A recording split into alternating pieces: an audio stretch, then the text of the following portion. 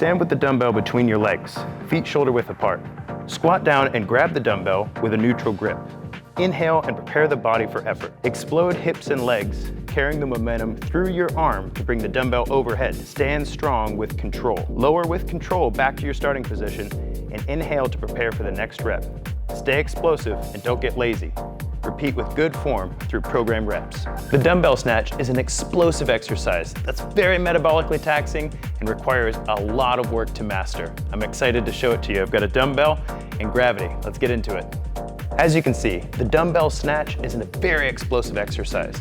But what I want you to notice is that Katie is using her legs and her glutes to create most of the power in the movement, not her arm. Her arm is carrying the momentum, and she's doing a great job using it to maintain stability through the movement.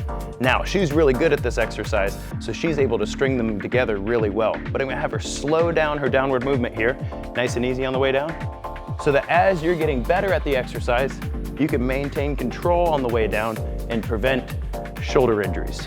Excellent job, Katie. Way to crank them out.